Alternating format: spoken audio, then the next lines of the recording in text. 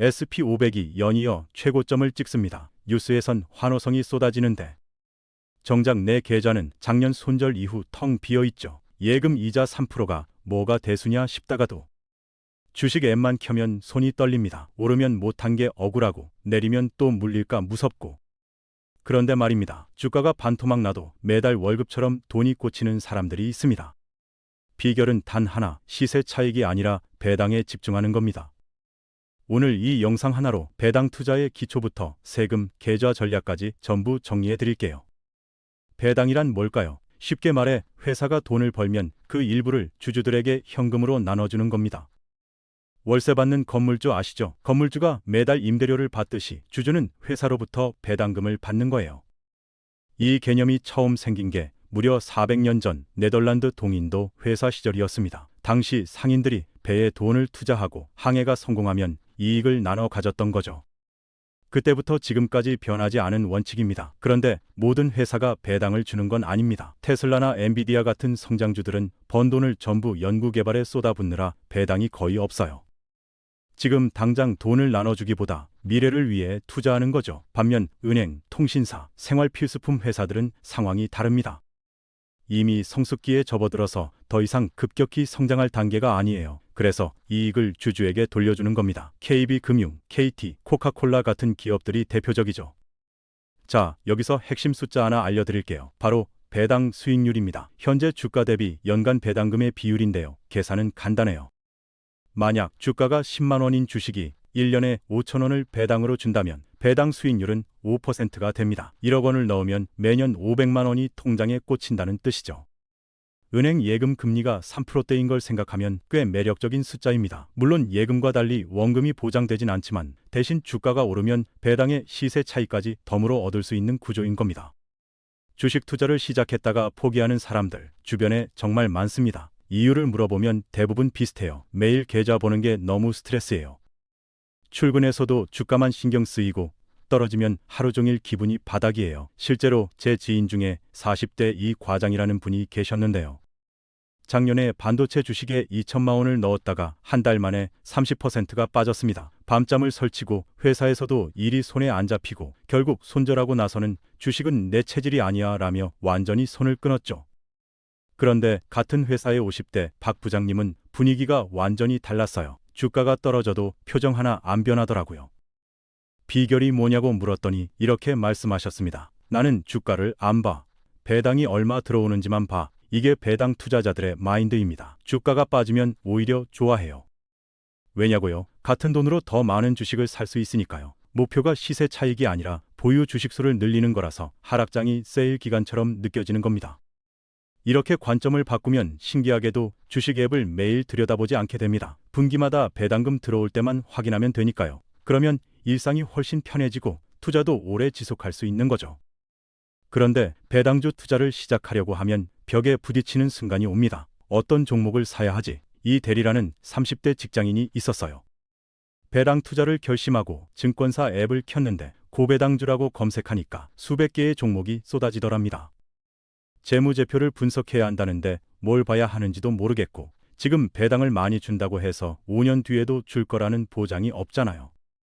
결국 일주일을 고민만 하다가 아무것도 못 샀다고 하더군요. 이런 분들에게 딱 맞는 게 바로 배당 ETF입니다. ETF가 뭐냐면 우량한 배당주들을 한 바구니에 담아놓은 상품이에요.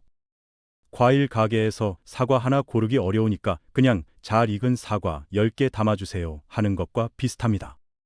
전문가들이 알아서 좋은 종목을 골라주고 실적이 안 좋아진 기업은 빼고 새로운 기업을 넣어주기도 해요. 게다가 한 종목에 몰빵하는 게 아니라 수십 수백 개의 기업에 분산 투자가 되니까 개별 기업이 망해도 전체 자산에 미치는 영향이 적습니다. 소액으로도 시작할 수 있다는 게 또 다른 장점이에요. 국내 시장이 익숙하면 국내 고배당 ETF를 사면 되고 달러 자산을 원하면 미국 배당 ETF를 사면 됩니다. 종목 분석 없이도 배당 투자를 시작할 수 있는 가장 현실적인 방법이죠. 자, 이제 실제로 어떤 ETF를 살지 골라야 할 차례입니다. 미국 배당 ETF 중에서 가장 유명한 건 SCHD, 흔히 슈드라고 부르는 상품이에요. 이 ETF는 10년 이상 연속으로 배당을 늘려온 미국 우량기업 100개에 투자합니다. 코카콜라, 펩시, 홈디포 같은 회사들이죠. 배당률은 약 3~4% 수준인데 중요한 건 매년 배당금 자체가 늘어난다는 겁니다. 올해 100만 원 받았으면 내년엔 107만 원, 그 다음해엔 115만 원 이렇게 불어나는 구조예요. 그런데 당장 현금이 많이 필요한 분들도 계시잖아요. 은퇴하신 분들이나 생활비에 보태야 하는 경우요. 이런 분들에게 맞는 게 커버드콜 ETF입니다. JEPI나 JEPQ 같은 상품인데 복잡한 옵션 전략을 써서 연 7%에서 10%까지 높은 분배금을 매달 지급해요. 대신 단점이 있습니다. 주가가 급등할 때 수익이 제한된다는 거죠. 국내에도 월 배당 ETF가 많아졌어요. KB금융, 신한지주, KT 같은 금융주와 통신주 위주로 구성되어 연 4% 이상의 배당을 매달 나눠서 주는 상품들입니다. ETF를 고를 때 현재 배당률만 보면 안 됩니다. 과거에 배당이 꾸준히 늘었는지, 운용 규모가 충분히 큰지, 운용 보수는 얼마인지까지 체크해야 나중에 후회하지 않아요. 좋은 ETF를 골랐다고 끝이 아닙니다. 언제 사느냐가 수익률을 크게 갈라놓거든요. 그런데 대부분의 사람들은 타이밍을 감으로 잡으려 합니다.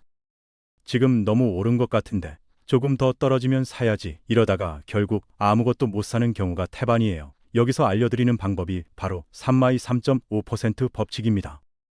배당 성장형 ETF를 기준으로 배당 수익률이 3.5%를 넘어가면 공격적으로 매수하는 거예요. 배당률이 높다는 건 주가가 상대적으로 낮다는 뜻이거든요. 반대로 배당률이 3% 아래로 떨어지면 주가가 많이 올랐다는 신호니까 성장주 비중을 높이는 식으로 조절하는 겁니다.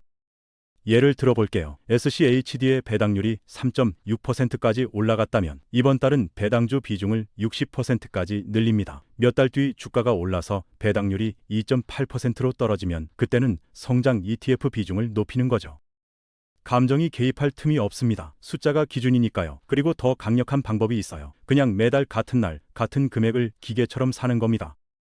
시장이 오르든 내리든 신경 쓰지 않고요. 월급날 자동이체처럼 설정해두면 됩니다. 환율이 어떻고 금리가 어떻고 예측하려고 에너지 쓰지 마세요.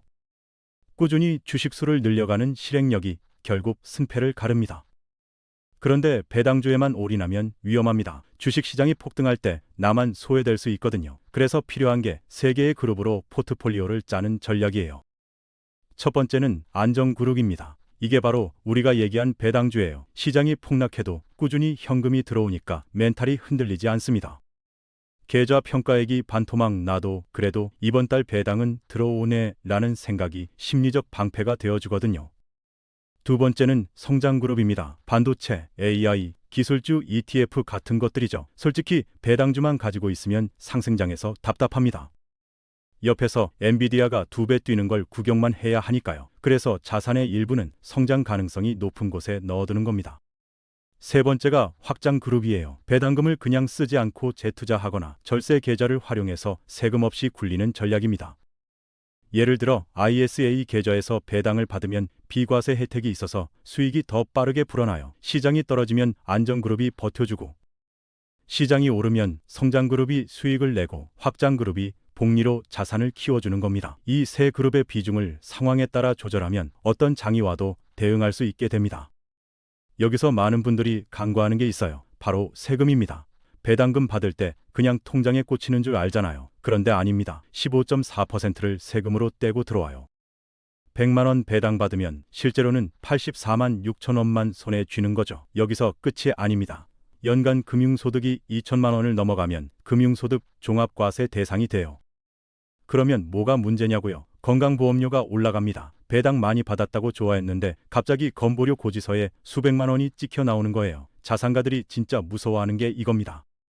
그래서 절세 계좌를 활용해야 합니다. 대표적인 게 ISA 계좌예요. 여기서 투자하면 일정 금액까지 비과세고 초과분도 9.9%의 낮은 세율로 분리과세가 됩니다. 3년 의무 가입 기간이 있는데 이게 오히려 장점이에요. 강제로 장기 투자를 하게 만들어주거든요. 연금저축펀드나 IRP 계좌도 있습니다. 여기서는 과세가 이연돼요. 무슨 말이냐면 배당 받을 때 세금을 안 떼고 55세 이후에 연금으로 수령할 때 저율로 내는 겁니다. 그 사이에 세금 안 뗀 돈이 복리로 굴러가니까 장기적으로 수익 차이가 어마어마해지는 거죠.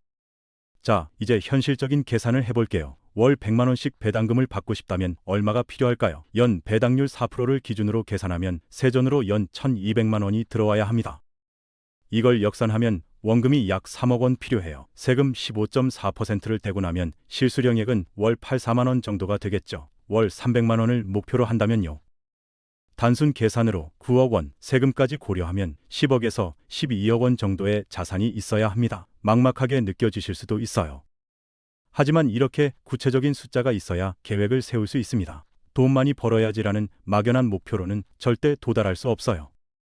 50대 박 사장님이라는 분이 계셨는데요. 이분은 40살에 처음 계산을 했대요. 은퇴 후 월 200만 원이면 충분하겠다고요. 그래서 필요한 금액을 역산하니 6억 원이 나왔고 남은 20년 동안 매달 얼마씩 투자해야 하는지 계획을 세웠습니다. 그리고 정말 60살의 목표를 달성했어요. 비결이요? 막연히 꿈꾸지 않고 숫자로 쪼개기 때문입니다. 지금 당장 내 월 생활비가 얼마인지, 은퇴 후엔 얼마면 충분한지 적어보세요. 거기서부터 역산하면 오늘 투자해야 할 금액이 나옵니다. 배당 투자의 진짜 위력은 재투자에서 나옵니다. 받은 배당금을 그냥 써버리면 자산은 제자리예요. 그런데 그 돈으로 다시 주식을 사면 어떻게 될까요? 다음 분기에는 배당금이 조금 더 늘어납니다. 그 늘어난 배당금으로 또 주식을 사고 또 배당금이 늘고 이게 반복되면 눈덩이처럼 불어나요. 처음엔 속도가 너무 느려서 답답합니다. 월 3만 원 받던 게 3만 2천 원이 되고 3만 5천 원이 되고 이게 뭐야? 언제 부자 되냐 싶죠. 그런데 7년에서 10년 정도 지나면 상황이 달라집니다. 40대 김 과장이라는 분 얘기를 해드릴게요. 이분은 35살에 매달 50만 원씩 배당 ETF에 적립을 시작했어요. 받은 배당금은 전부 재투자했고요. 처음 3년은 큰 변화가 없었대요. 그런데 5년 차부터 배당금만 월 20만 원이 넘기 시작했고 8년 차인 지금은 월 60만 원 넘게 들어온답니다. 더 신기한 건 이 배당금으로 성장주 ETF를 따로 사고 있다는 거예요. 본인 월급에서는 한 푼도 추가 투자 안 하는데 자산이 알아서 늘어나는 겁니다. 이게 바로 자본이 자본을 낳는 구조, 복리의 마법이에요. 주가가 떨어져도 상관없습니다. 배당금은 현금으로 확정된 수익이니까요. 오히려 싼 가격에 더 많이 살 수 있어서 좋은 거죠. 그런데 여기서 중요한 경고를 드려야 합니다. 배당 투자가 만능은 아니에요. 특히 젊은 분들에게는 독이 될 수도 있습니다. 왜냐고요? 20대, 30대는 시간이라는 무기가 있잖아요. 이 시간을 연 4% 배당받는 데 쓸 건지 연 15%, 20%씩 성장하는 기업에 투자해서 자산 자체를 키울 건지 선택해야 해요. 김대리라는 28살 직장인이 있었는데 배당 투자가 좋다는 말에 월급 전부를 고배당주에만 넣었어요. 3년이 지나니까 배당금은 월 15만 원쯤 받게 됐죠. 그런데 같은 시기에 성장 ETF에 투자한 동기는 원금이 2배 가까이 됐더라고요. 물론 그 동기는 중간에 30% 폭락도 겪었지만 긴 시간이 있으니까 회복했거든요. 배당 함정이라는 것도 조심해야 합니다. 배당률 8%, 10% 이런 숫자만 보고 덜컥 샀는데 알고 보니 회사 실적이 나빠서 주가가 반토막 난 거예요. 배당금 100만 원 받았는데 원금이 500만 원 빠지면 무슨 소용입니까? 커버드콜 상품도 마찬가지예요. 높은 분배금에 현혹되기 쉬운데 주가 상승이 제한되는 구조를 정확히 알고 투자해야 합니다. 결론은 이겁니다. 젊을 때는 성장의 비중을 높이고 나이 들수록 배당 비중을 높여서 현금 흐름을 확보하세요. 자기 생애 주기에 맞게 균형을 잡는 게 핵심입니다. 배당 투자는 하룻밤에 부자가 되는 길이 아닙니다. 대신 가장 확실한 길이에요. 시장이 출렁여도 꾸준히 현금이 들어오고 그 돈이 다시 돈을 벌어다 주는 구조. 처음엔 종목 고르기보다 포기하지 않을 환경을 만드세요. 자동이체 걸어두고 절세 계좌 활용하고 앱을 자주 안 보는 습관을 들이는 겁니다. 주가는 시장이 정하지만 내가 모을 주식수는 내가 정한다는 마음으로 가세요. 지금 당장 작은 돈이라도 시작해서 첫 배당금을 받아보세요. 1,000원이어도 좋습니다. 그 경험이 10년 뒤 경제적 자유의 씨앗이 될 겁니다.